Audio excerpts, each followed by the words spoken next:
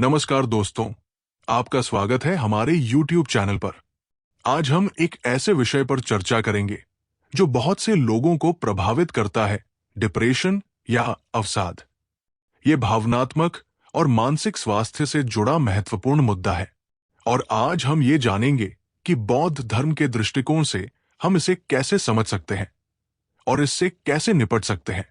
बौद्ध धर्म, जिसे भगवान बुद्ध के द्वारा स्थापित किया गया था, जीवन की अस्थिरता और दुख को समझने और उससे निपटने के लिए एक गहरा मार्ग प्रदान करता है। बौद्ध धर्म का मूल सिद्धांत यह है कि जीवन में दुख है, परंतु हमें यह समझना होगा कि यह दुख अनिवार्य नहीं है। डिप्रेशन एक मानसिक स्थिति है जो निराशा, उदासी और ऊर्जा की कमी जैसे लक्षणों के माध्यम से प्रकट होती है। यह व्यक्ति को उसके रोजमर्रा के गतिविधियों में भी परेशानी महसूस करवा सकता है। बौद्ध धर्म के अनुसार इस तरह की स्थितियां हमारे मन के विचारों और भावनाओं से जन्म लेती है। बुद्ध ने कहा था, सभी दुखों का मूल कारण इच्छाएं और आसक्तियां हैं। जब हम अनावश्यक इच्छाओं के पीछे भागते हैं तो हमारा मन अशांत होता है। इसी कारण से हम तनाव और डिप्रेशन का अनुभव करते हैं। बौद्ध धर्म के सिद्धांत हमें सिखाते हैं कि हमें अपने इच्छाओं को पहचानना और उन्हें नियंत्रित करना चाहिए।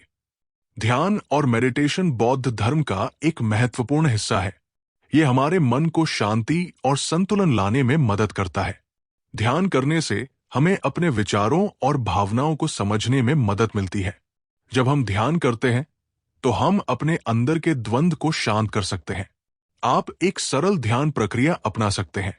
दिन में कुछ मिनट निकालकर एक शांत स्थान पर बैठें, अपनी सांस पर ध्यान केंद्रित करें और प्रत्येक सांस के साथ अपने मन को शांत करें। अगर आपके मन में विचार आए तो उन्हें सिर्फ अवलोकन करें और उन्हें जाने दें। बौद्ध धर्म में करुणा और सहानुभूति का भी विशेष स्थान है। दूसरों के प्रति करुणा और प्यार का भाव रखने से न केवल हम दूसरों को मदद करते हैं, बल्कि खुद को भी सुकून देते हैं। जब हम दूसरों के दुख को समझते हैं और उनके साथ जुड़ते हैं तो हम अपने दुखों को भी कम कर पाते हैं। 1. स्वीकृति। यह समझना कि दुख जीवन का हिस्सा है, पहली चरण है। जब हम इसे स्वीकार करते हैं तब हम इसे बेहतर तरीके से संभाल सकते हैं।